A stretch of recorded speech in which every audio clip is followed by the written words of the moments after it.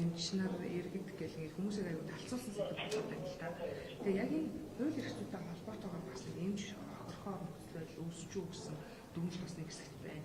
Та хоёрын асуудлыг яаж харж байна? Дахиад ийм байдлаар энэ жохорхгүй багтал дээр хуулиар өөрчлөгч юм тийм боломж юу байна? За нэгт бол би байр суурь бол илэрхийлээд байгаа. Ер нь бол эмч хүний хувьд ч гэсэн хуулийн байгууллагад ажиллаж байгаа хүний хувьд ч гэсэн бол дэндүү одоо хэтэрхий нэг талаар барьсан юм шийдвэр гаргаад байгаа. Тухайлх юм бол одоо донорын тухай хуулийн дотор заалт байгаа шүү дээ. Хэрвээ эрүүгийн шин чанартай байх юм бол энэ чинь эрүүгийн хуулиар явнаа. Эрүүгийн шин чанар байх юм бол зөрчлийн хуулиар явчих боломжтой. Тухайлх юм бол хүний эрхтэн 8 худалдаа хийсэн юм уу, хулгай хийсэн юм уу? Эсвэл процедурын алдаан дээр нэг одоо жагтыг алдаад бичсэн асуудал. Гэхдээ хэлсэн хэрнээ жагтыг тэмдэглээгүй байгаа мó гэдэг асуудал шал өөр асуудал байхгүй юу?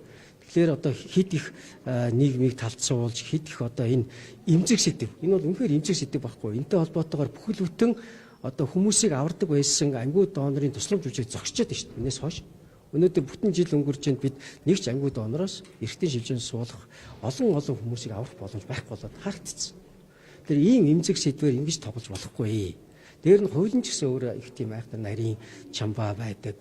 Дээрээс нь одоо энэ донорын тухай хууль, одоо миний өргөн барьчаад байгаа эдис эрхтэн шилжээнд суулгах.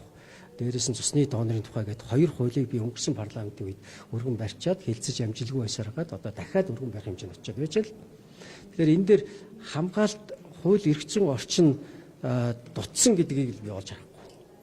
Гагцгүй зүгээр хэд их нэг талыг барьж байгаа явдал нь энэ бүхэл бүтэн энэ салбарыг цаашдаа хүнийг аврах энэ эрсдэлтэй үйл ажиллагаа хийж байгаа эмчнэр хүртэл одоо айж ажиллаа хийж чадахгүй болгож байна. Хүн аврах тэр зориг хэрэгтэй шүү дээ. Энэ эмчилгээ гэдэг чинь бүгд эрсдэлтэй шүү дээ. Бид бурхад биш. Бид хийсэн хагалгаа болгон хүн болгон амжилттай болдгоо. Одоо тэгээ яах юм? Хүндэрсэн гэдэл одоо эмч болгоно орон гямтанд хориод ах юм. Түлэнч ажиллах хүн байх юм. Харал ганцхан сэдвээс болоод нөгөө талаас бас нэг сөрөг тал нь яаж юм гэж гадаад руу эмчлүүлэхээр явж байгаа урсгалыг улам их нэмэгдүүлж байна. Ерөөсөө л дотоодын зах зээлийг нураах, эвдэх, бидний хийж байгаа бүтээж байгаа зүйлийг боломжгүй болгоё гэсэн юм том зорилго агуулж байгаа юм шиг. Эний цаана бол асар том бодлого байгаа шүү. Орчуулгын эмчтэй та яг хизээ уулзсан бэ? Биеийн байдал нь одоо яг ямар аа вэ? За би нөгөө 461 дугаар ангид багт нь очиж уулзаж тэгээд одоо сая тамил дээр бас Америк нэгдсэн улсын явахынхаа өмнө бас 3 дугаар төвөмлөг дээр нэг зүрхний стенд тавьсан шүү дээ. Бас инфаркт болох гэжсэн. Тэрнээс нь бас нэг чадах чинээгээр бас аварсан гэж бас дотор баярлалаа. Тэр эмчилгээ хийсэн лавгсан эмчтэй бас баярлалаа гэж хэлмээр байна. Хүний эрхийн комиссийн хүний эрхийн одоо дид хорон дарга бид цогтой очиж бас одоо иргэсэн. Тэгээд одоо буцаад одоо тэр 20 ангид байхдаа бас одоо сүрийн авсан гэж сонслоо. Тэгэл ийм л байж шүү дээ тийм ээ. Тэгэл одоо тэгээд үнэхээр одоо харамсмаар бүр одоо ингэж энэ бүхэл бүтэн ийм эрүүл мэндийн тусламж гэдэг чинь өөр айгүй эмзэг байхгүй. Энэ бол зүгээр нэг хүн болгоны дуртай хүн болгоны яриад хилээд шүмжлээд тэгэл ингээ хайчдаг зүйл биш. Эний ард бүхэл бүтэн тогтолцоо ажиллаж идэг. Тэгвэл ганцхан хүний асуудал биш шүү дээ энэ чинь. Бүхэл бүтэн тогтолцоо маань одоо ингээ дүнгэж ядан босгож ирээд Монголд эмчилж чаддаг болоод хэд хэдэн улсуудаа эмчлээд бид эмнэлгүүд нь бүр тэр үтгээл хоёрхан эмнэлэг байсан бол өнөөдөр улсын 2 дугаар төв эмнэлэг элэг шийдвэрээ суулгаад эхэлчлээ. Цэргийн төв эмнэлэг бөөр шийдвэрээ суулгаад эхэлчлээ. 4-4 эмнэлэг хийдэг болоод хөгжих гээд байж хат нь хөлөөс натаад марч байгаа. Би бол одоо эмч хүний хувьд үнэхээр харамсаж байна. Энэ бол одоо нийгэм талцуулах сэдв биш байхгүй. Энэ одоо тэгэл талигачи ээжийн 3 нялх хүүхдээ суулгаад улс төр хийлгээл ямар мох байна. Эний цаана хэн байгаа юм бэ? Би юус ойлгохгүй. Энийг харин та бүгд мэдээсэй гэж бодож байна.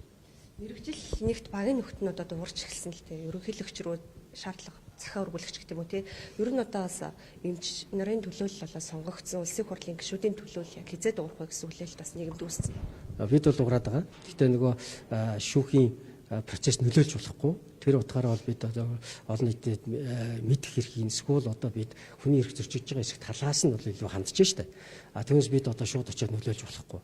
За хоёр дахь асуудал бол энэ одоо хоёр дахь шатны шүүхээрээ буцаагаад хэвээр нь ажиллаа.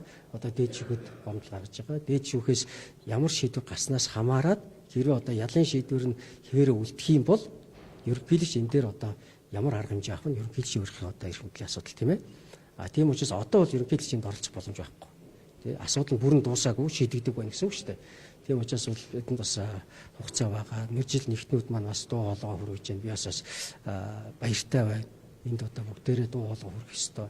Ерөн ингэж одоо хүнийг аврахын төлөө хүмүүст одоо сайн үйлс хийхин төлөө явчаад тэгээ буцаад одоо гянданд суuna гэдэг бол үнэхээр одоо байж болзошгүй зүйл.